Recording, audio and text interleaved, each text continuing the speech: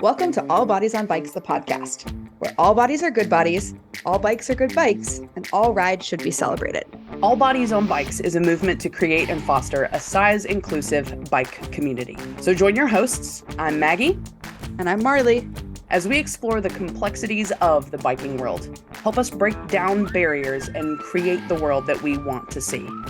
And don't forget that all bodies really means all bodies, not just larger bodies, but bodies of all sizes, ages, races, abilities, genders, sexualities, and beyond. Come along for the ride.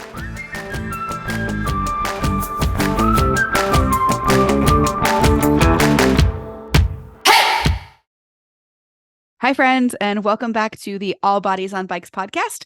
We've got a really fun guest today. And without further ado, I'm going to jump right into her introduction.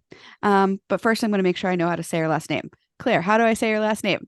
It's Pomykala. Pomykala. That's how I was saying it in my head. It's a really fun last name. So awesome. All right. Claire Pomykala is on the adventure of a lifetime, solo bike touring around the world. After graduating college in 2021, she embarked on a solo, self-supported adventure from Atlanta, Georgia to Baltimore, Maryland at the age of 21. Despite her limited knowledge of bikepacking, her passion for biking and thirst for adventure fueled her journey. Just a month after her post-graduation trip, she independently traveled to London and began a 4.5-month expedition across England, Wales, Scotland, Holland, Germany, Switzerland, Italy, France, Monaco, and Spain during the fall and winter months. That sounds cold. We're going to ask about that. Given the inclement weather and budget constraints, she relied heavily on the Warmshowers community for support. Claire documented her bicycle tours on Instagram, amassing a following of fellow bicycle touring enthusiasts under the handle @LivingByBike on both Instagram and TikTok. Upon her return from Barcelona, having depleted her financial resources, she secured employment with a remote tech company in 2022, maintaining a car-free lifestyle and relying on her bicycle for transportation. She established a home in an apartment and adhered to a routine, which, if you've ever done long distance on the bike, getting back into a routine can be really hard. We will also dig into that. During this period, she maximized her weekends by embarking on as many bikepacking trips as possible, and she eventually took a 2.5-month unpaid leave to initiate her third and current bike tour. Throughout the summer, she has dedicated the past 2 months to biking across the USA with the Ullman Foundation as part of their 4K for Cancer program, aiming to raise both funds and awareness for young adults battling cancer. With the impending conclusion of this journey, which I believe you're done with now, we'll get into that as well, she plans to officially resign from her job and pursue a career within the bikepacking, travel, and adventure community. As a young woman traveling solo, Claire has encountered unique fears, doubts, and risks that differ from those experienced by men. I'm so excited to talk to Claire, as she has a wealth of practical advice for other young women and women of all ages contemplating bikepacking adventures, and offering candid insights into her own experiences. Claire also lives with a number of chronic illnesses, including IBS, asthma, and anxiety disorder, and immunocompromised status. Claire will be sharing the profound impact these conditions have had on each of her tours, from asthma attacks during her biking expeditions in Wales, dubbed, quote, altitude mental breakdowns by her friend, frequent illnesses while abroad, mental health challenges stemming from solitude, and unpredictable stomach issues. Claire aims to inspire individuals with chronic illnesses, demonstrating that it is indeed possible to pursue adventurous bikepacking experiences despite health obstacles. Her chronically ill body, born in a country where chronic health conditions are a source of profit for others, has not deterred her from pursuing her passion for bikepacking and adventure. Welcome to the show, Claire. Thank you for having me. Yeah, that is such a good introduction. I feel like I'm like introducing you for a keynote speech or like the inside of a book cover. You've done a whole lot in your young life. Yeah, I can be an extreme person. I love that though, and like you're not apologetic about it, which you have no reason to be. Yeah. So I guess my first question for you is, what inspired you to take your first trip from Atlanta to Baltimore? Well, I mean, it just seemed practical. I mean, I had to get home, and Baltimore's home. Yeah, I was born and raised in Baltimore. And you were going to college in Atlanta? Yes. Okay. Yeah. And I mean, like, yeah, my mom drove down to college and took all of my belongings with her. And I could have gone with her, the logical thing to do, but that seemed really boring. And I wanted to go out on an adventure for the first time in my life. I've never really like gone on an adventure before. It was never feasible for me. So it just seemed like the best opportunity was just to bike home. I didn't have to fly anywhere. It was kind of like, I kind of knew the area a little bit. So just seemed like the best option. Were you already riding a bike around your campus? Yes, I got my first bike when I was a sophomore in college because I had a therapy appointment that was like 3 miles away. I didn't want to Uber there and I didn't want to walk an hour. So I first had a bike for transportation. Pandemic happens. I couldn't row anymore because I was in the rowing team. So I just became like a normal cyclist. And I mean, I'm an extreme person. So I just like, I went off the deep end and I was like, okay, I'm going to bike home now. So that's pretty much how it happened. I first bought a bike to save money for transportation around college campus area. And then I decided to bike home. Wow. How many miles was that? I think it was shy of 1,500. I don't remember the exact number, but I'm pretty sure it was less than that. I took a detour to Savannah. So, that way I could go a bit coastal. Yeah. So yeah. And how did you plan for that trip? Did you like, you said you're an extreme person. Did you do like some deep dives into like adventure cycling or learning about bike packing? Or you were just like, here we go. I'm going to throw some panniers on and we're going to figure it out as we go. Yeah, I was gonna map out every day of the trip, and then at one of the bike shops that I volunteered at, and when I say volunteer, I mostly mean I drank beer and talked to people. Um, one of the guys was like, "Stop planning. Like, it's not worth it. You can't do that. Like, anything can happen." So I think I would just plan about 2 day increments while on the trip. A lot of it was camping because it was kind of remote areas. I eventually discovered Warmshowers and a couple of Facebook groups, and I would just design my route on the Komoot app based on wherever that destination was that day. Cool. I have not used Komoot very much, but I've heard really good things. And I know Lael Wilcox is a huge, I think she's actually sponsored by them. And so it's a great app. I personally use Ride with GPS. Yeah. But yeah, super cool. So you made it home to Baltimore. And then if I'm remembering your bio correctly, you pretty quickly took off for another trip. Mm-hmm. Can you Yes. tell us basically everything about that trip? Why you went in the winter is kind of my primary question. But what was it like? Where'd you stay? All the things. So, okay. I wasn't planning on going on another trip. Like I knew I wanted to, but I wasn't quite planning on it. I got some graduation money, which was what was my access to travel for a longer period of time. I finally got the graduation money, which was great, very fortunate for that. And I figured Europe would be a really good, safe starting point for someone who has never traveled internationally alone, especially the UK, right? Hmm. UK is English speaking. Like I imagine the culture was not too different. So that's why I started with the UK. And the only friend that I had in Europe was in London. So I was like, okay, I'm just gonna go to London and then I'm gonna go to the Netherlands, spend 3 months in Europe and fly home. My original intent was London in September. I'd be in the rest of Europe for like the second half of September, October, November, and fly home. Well, when I was in the UK, I realized that the visa is different because the UK was Brexit, right? It's 6 months, Yeah. 6 months in the UK, 3 months in Europe. And I was like, well, screw it. I want to stay here as long as I can. So my original plan, like to go to Berlin and Prague, just threw that out the window 2 days into like being into London. I decided to go up to Scotland instead. And just endured the weather that I spontaneously chose. So the intent was to be biking in cool weather, ended up being cold and rainy instead. So it was accidental. And throughout the entire time, everyone's like, why are you here? Like, why are you in Italy in December? I'm like, I don't know.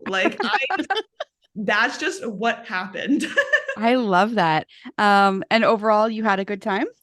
I had a good time. I mean, I was really stressed out for a lot of it. There were a lot of points in time where I was like, why the hell am I doing this? I want to go home. Like, my shoes are wet every other day.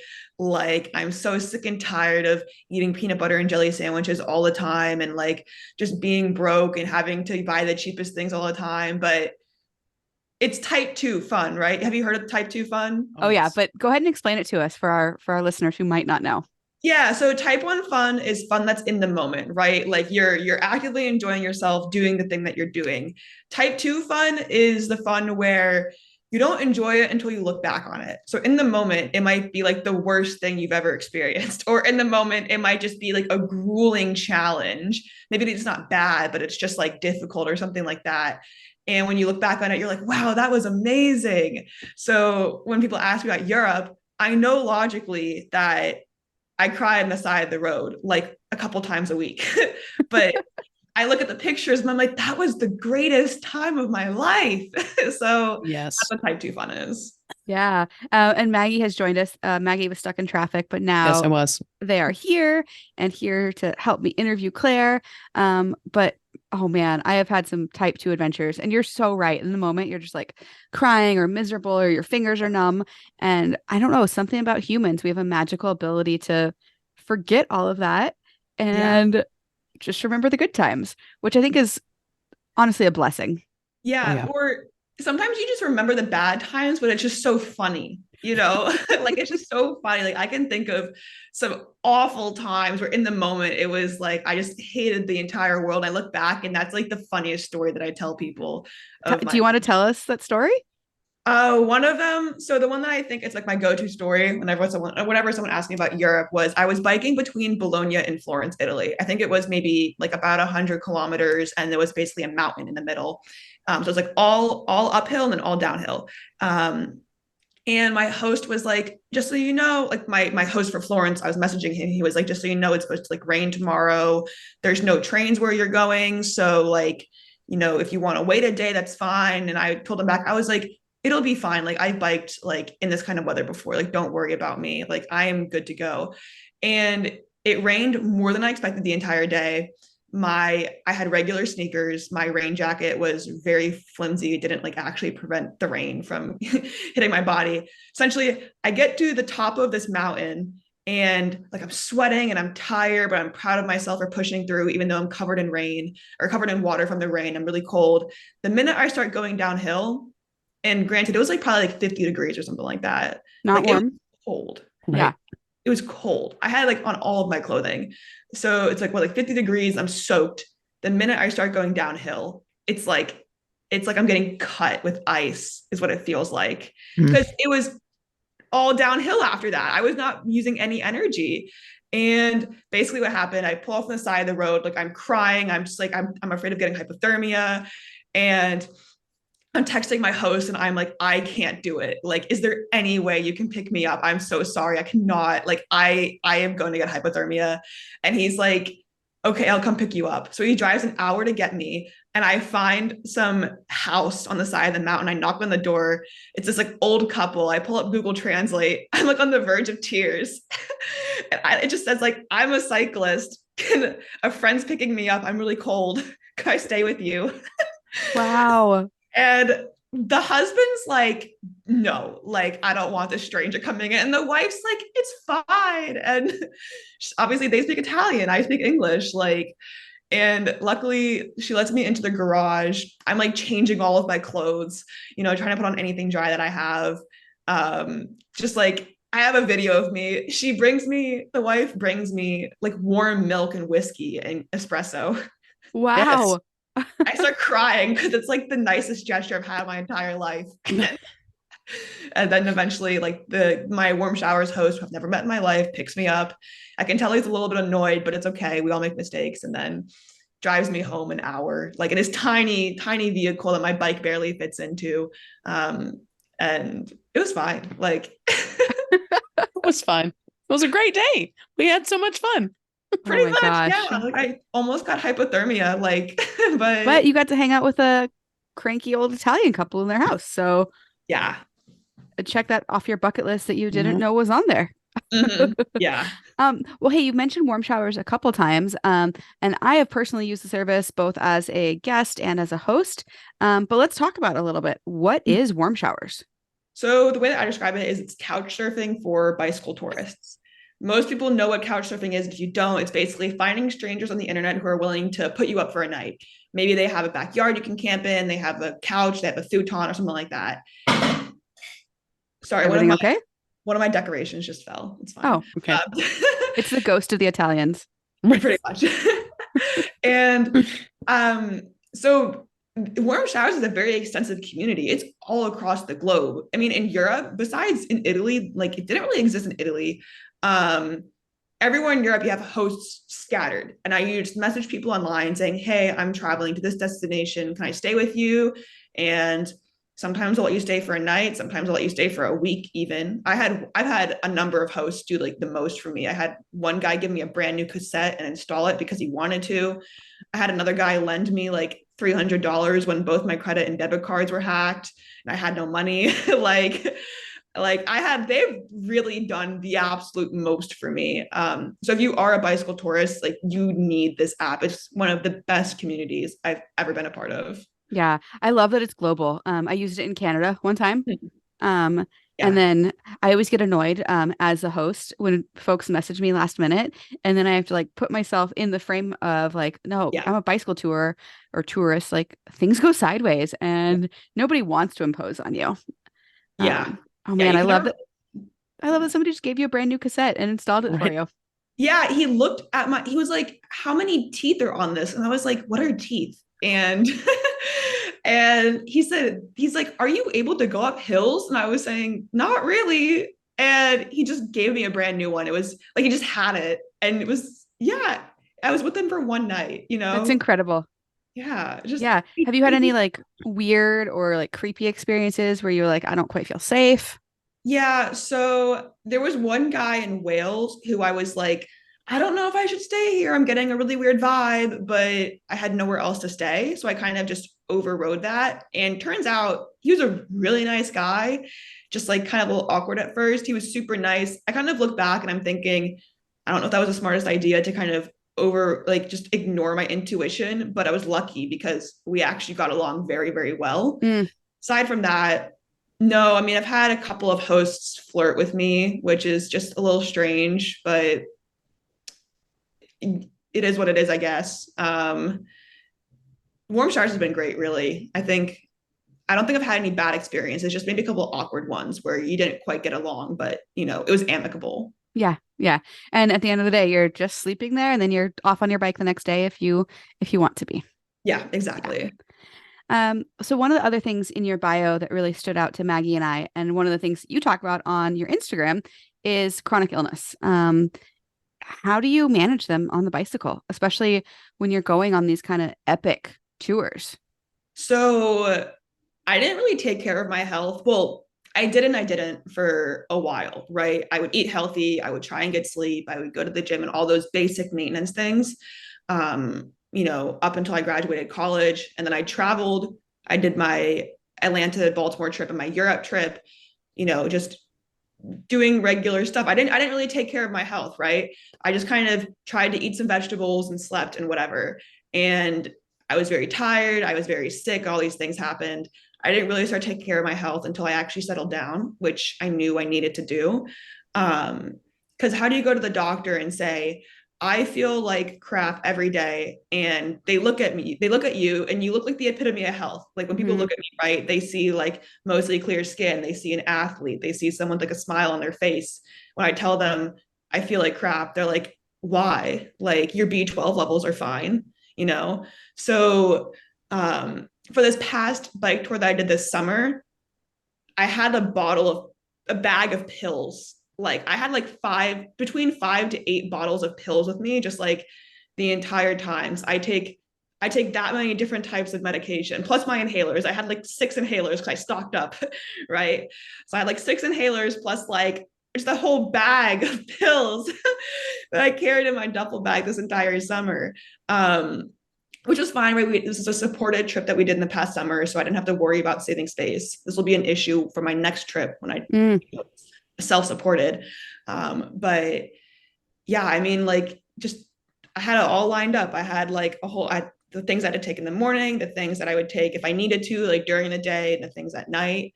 Um, my philosophy was do as much as I could before the trip started. So, for example, for IBS, I had this really complicated regimen of taking like 12 to 13 pills a day at like 5 different time intervals, like before, between, after meals.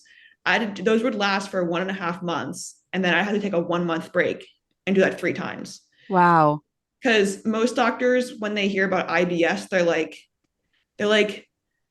drink kombucha, they're Yeah.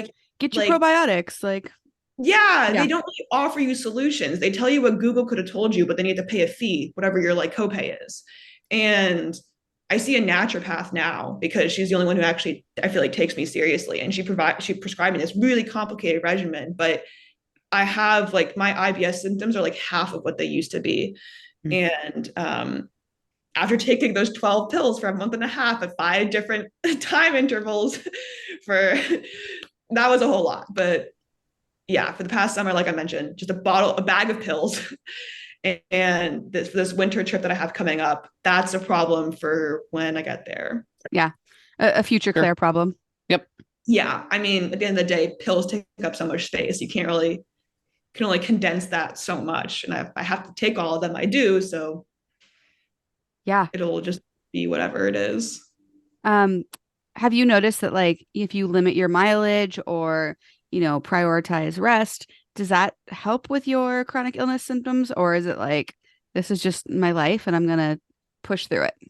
I don't think biking less helps me because I always want to bike more, and I'm stubborn in the sense of if I want to do it, why should I accept being held back if I have like a certain illness? Yeah. I'd rather either deal with the symptoms and do the thing that I want to do and just complain, or find a solution to like manage those symptoms, from my IBS, for my asthma, for my anxiety, for like anything else that I'm dealing with. So I'm kind of forgetting what the original question was now, but Yeah, just kind of, have you like when you are on these long trips and kind of thinking to the future for you mentioned a winter trip, which I want to hear about. Mhm. Just kind of what are your plans for making sure that you stay in whatever, the best health that is possible for you? Yeah, I think having spent an entire year dedicated to working on my health, going to the doctor's appointments like every single time, I think just having that whole year was the best thing. And Yeah. now it's just about continuing to do what they said.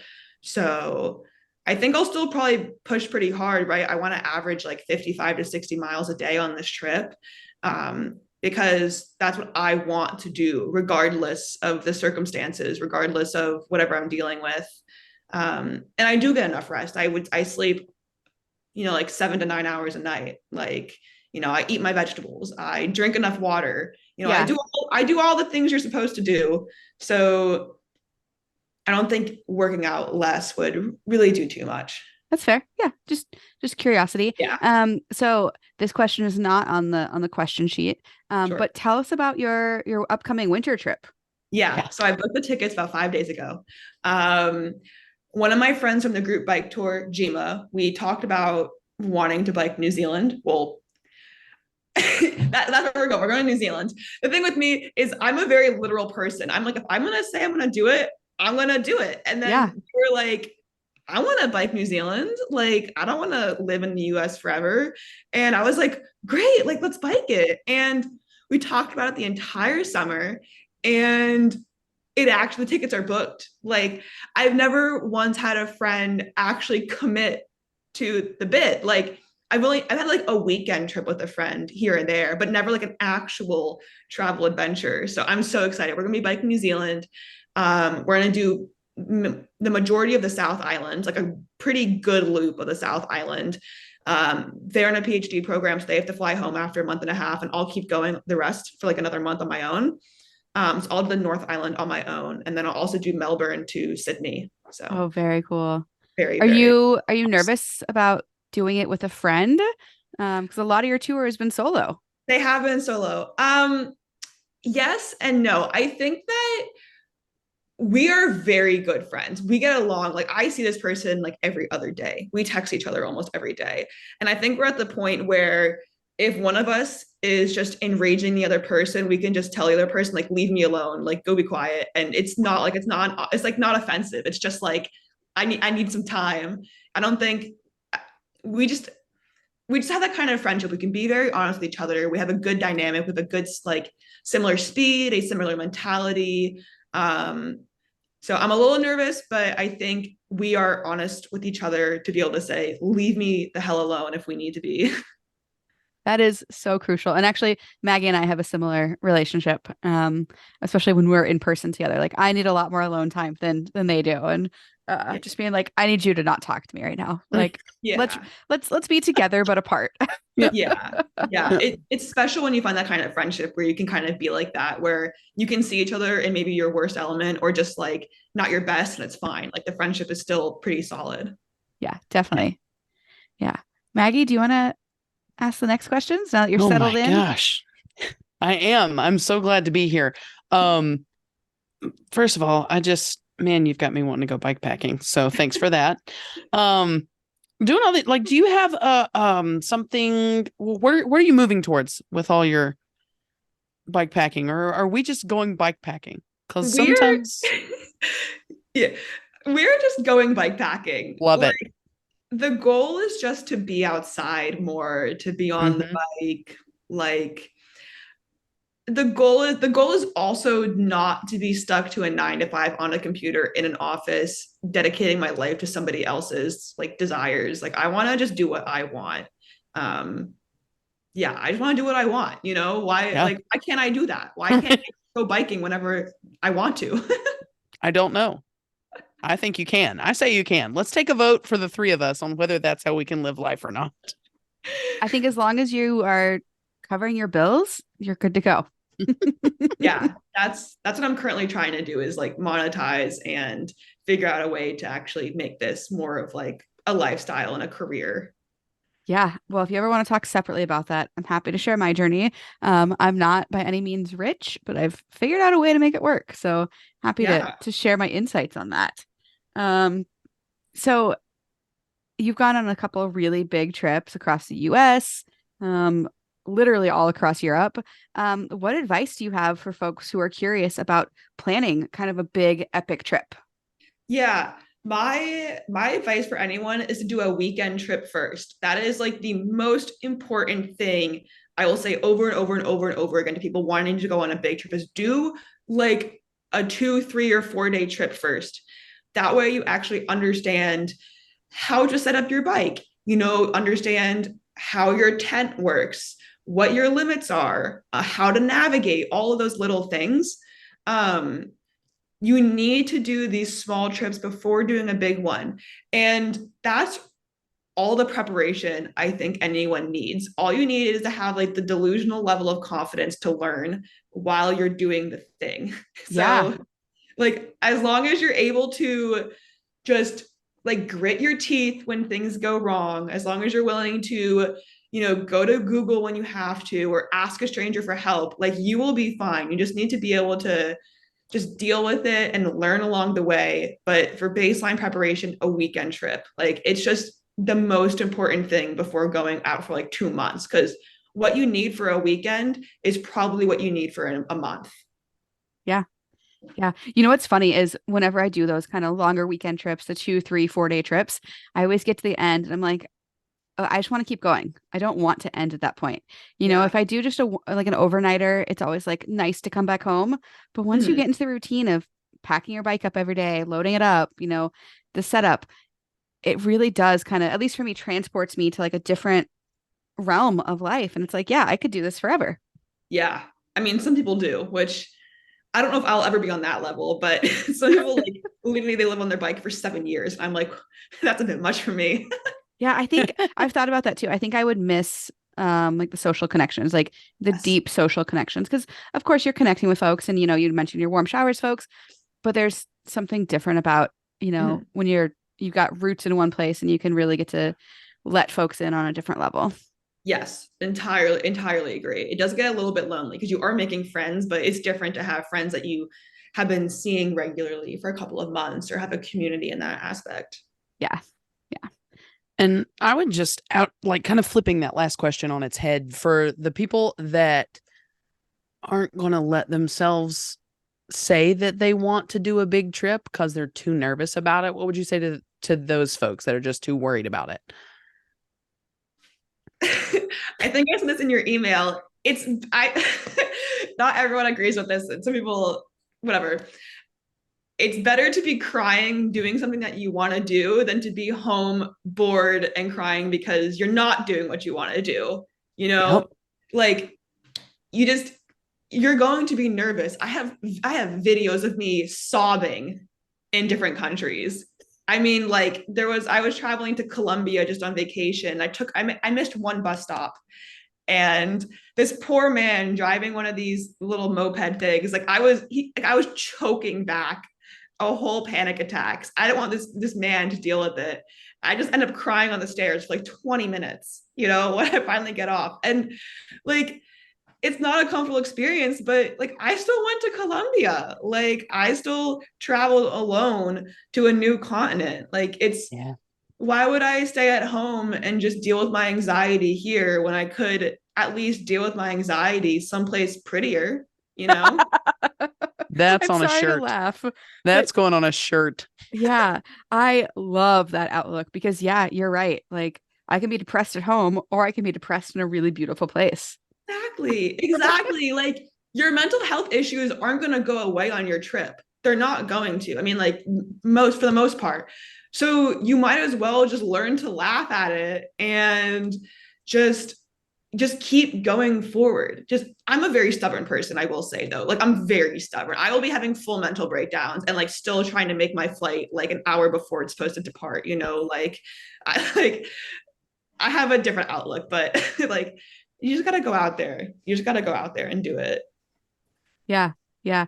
Well, we've got a lot of bike nerds who listen to the podcast, and I think lots of folks are wondering, well, what bike did you start out riding, and is that still the bike you're riding now? So I will have had a different bike for every trip I've been on. Okay. My first trip was the $150 bike that I got on Craigslist from some like 40-year-old dude just down the block.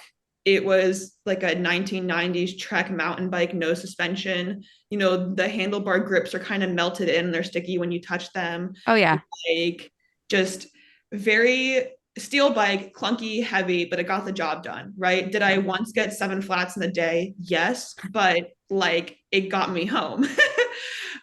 For Europe, I obviously upgraded. That was a Frankenstein bike, meaning that it had one disc brake, one rim brake. It was steel. It had a Jamis frame. It had a Surly fork. Like the fork that it was meant to be 9 speed, the cassette was like 8, so it had to be indexed to the point where the chain wouldn't fall off every time. Like if I kept pressing the gears, like, and then That for makes the it even more remarkable that that man had a cassette that would fit on your bicycle.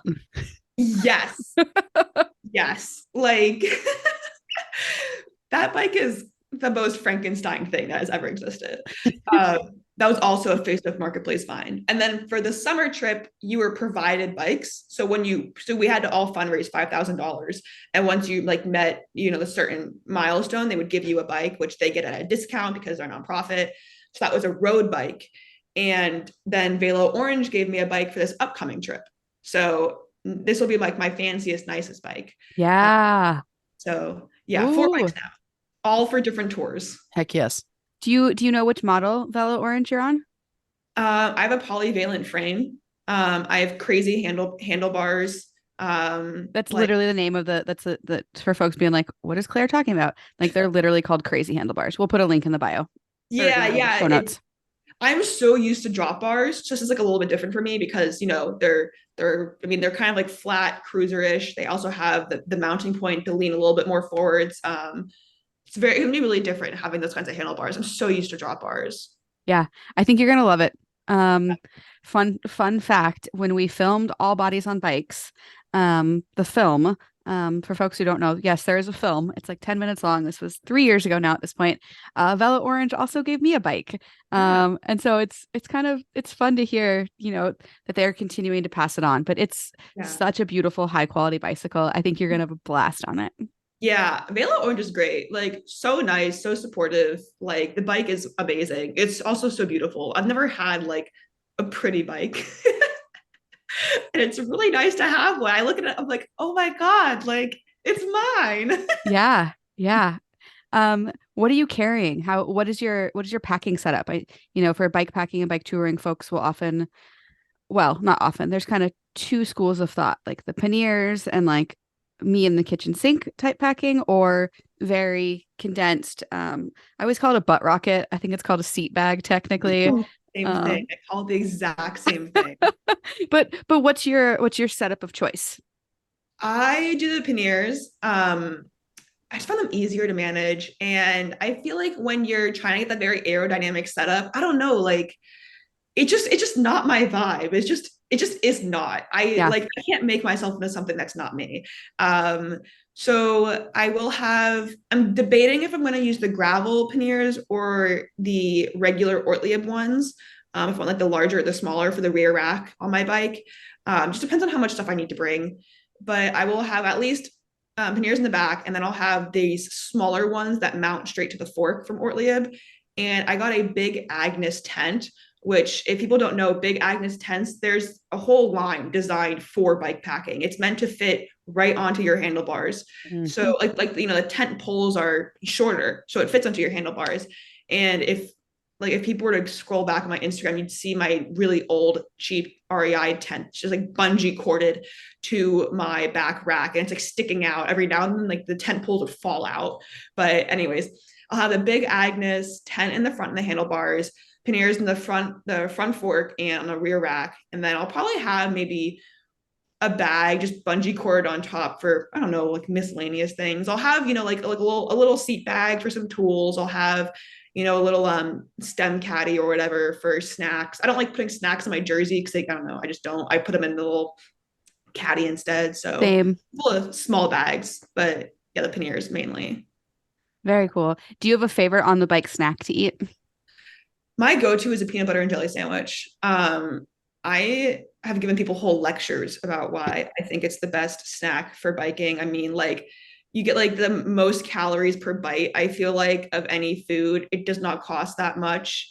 Like I took a sports nutrition class in college, so I feel like I have some leeway in being so passionate about this. Like you have like the carbs from the sugar and the carbs from the bread, and then you get a complete protein.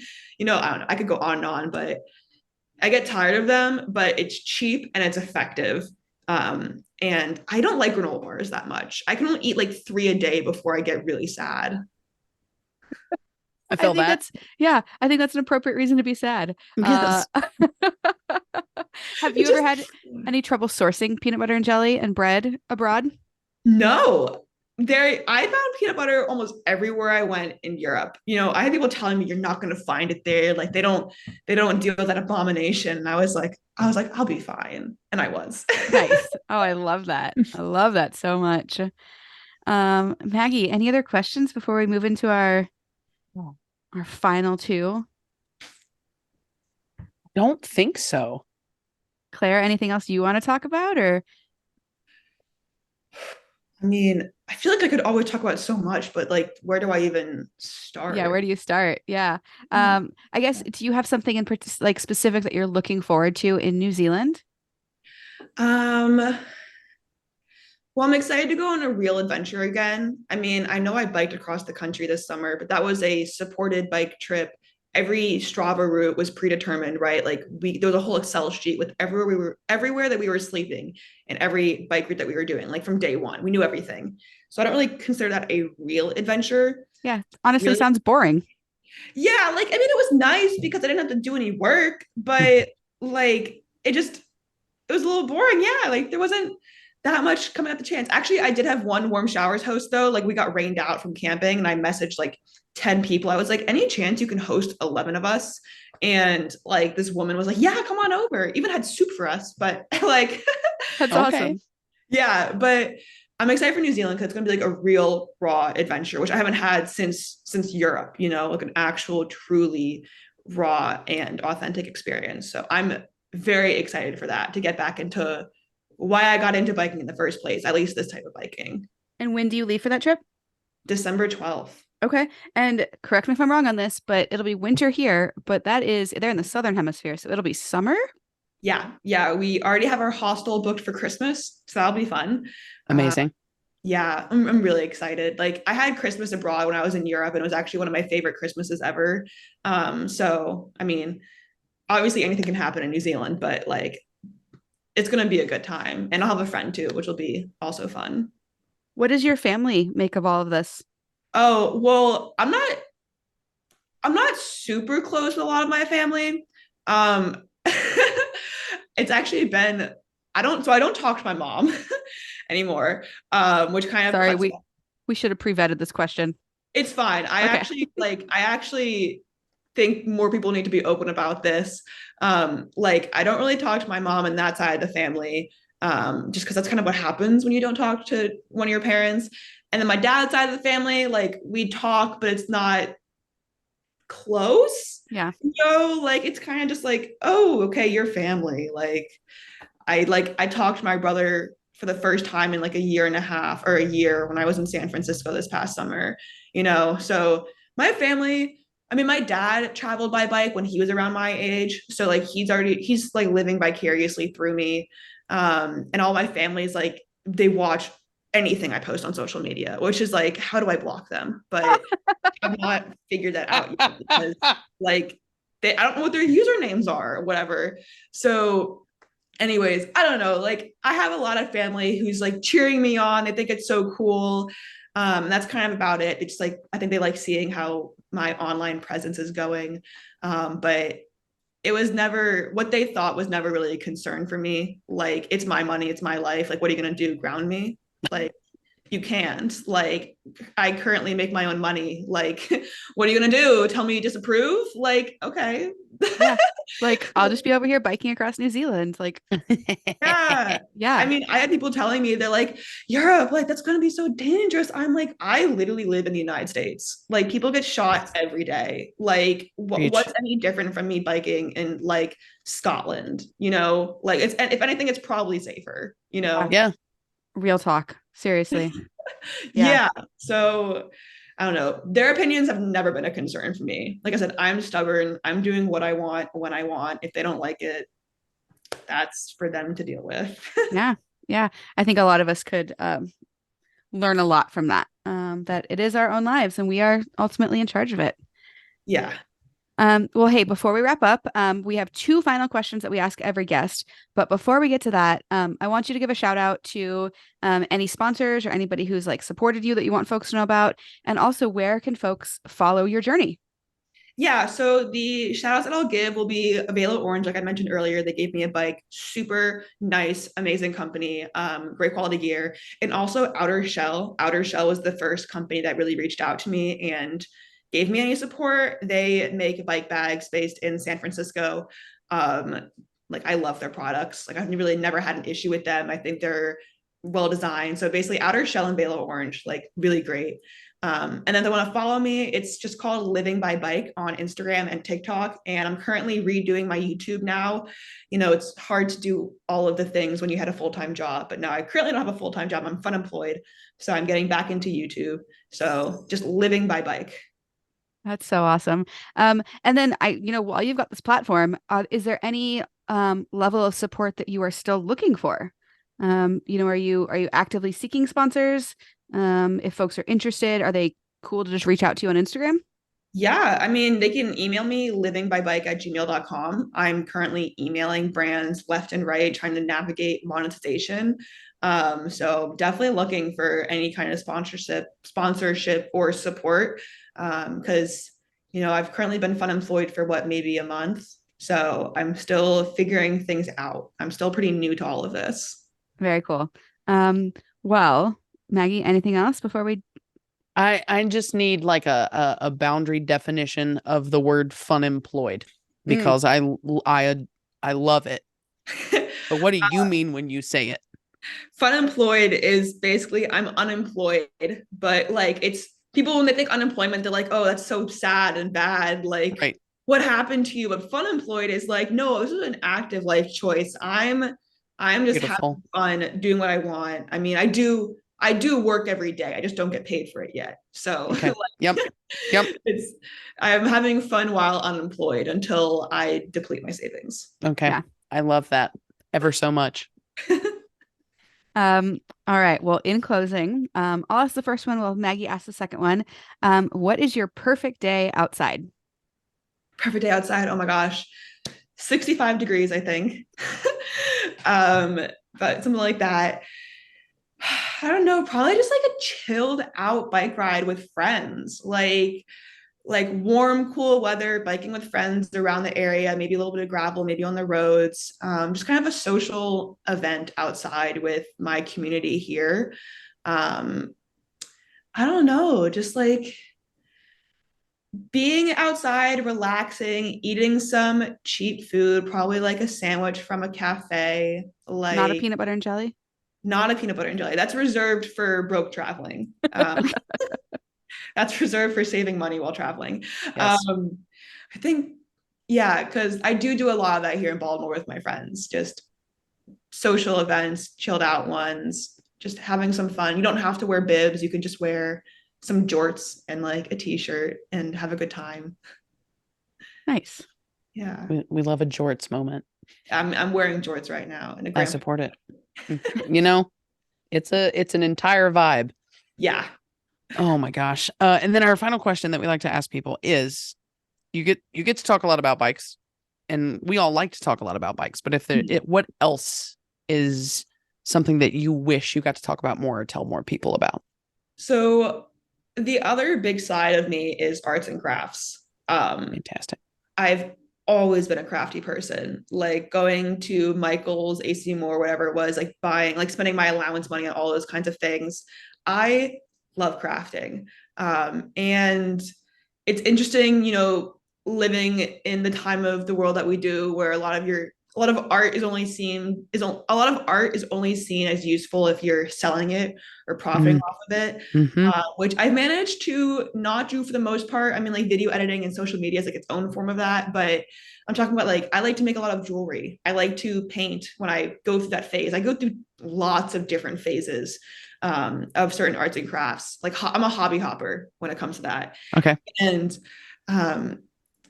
I wish I had more time to do all those things, to just do more arts and crafts. Unfortunately, we have to like work as much as we do and pay our bills. But if I had more free time, I would just make so many things. Like, I went through a phase where I took orange peels and turned them into candles because I wanted to.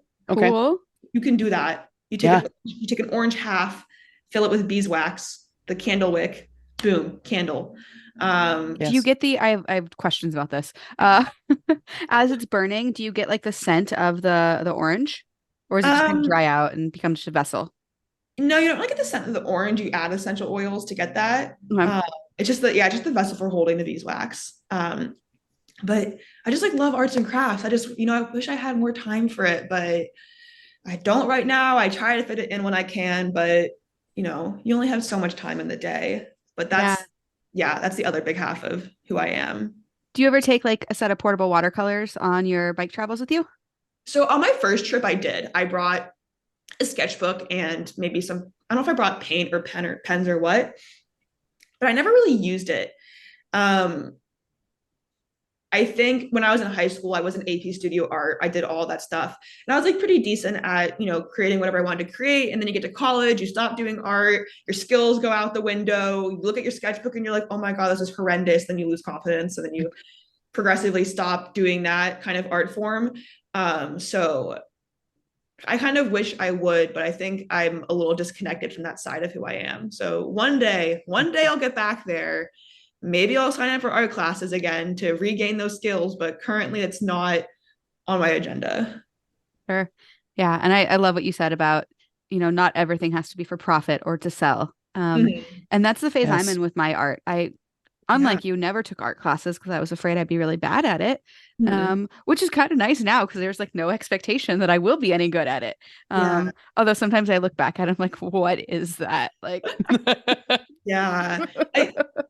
My favorite thing to do with art is I just give it to people. I like to make a lot of jewelry. I'll just like give that left and right to people. I'll make keychains. Like, oh, you want a keychain? Like, here you go. Like, just nice to make stuff. Very sweet. Well, this has been a delight of a conversation. I know I will be following you on all of your upcoming adventures, and I wish you safe travels and rubber side down and all that jazz. And I hope that you have the best adventures. Thanks for coming on the show. Yeah, thank you for having me. I really appreciate it. All right, we'll talk to you soon.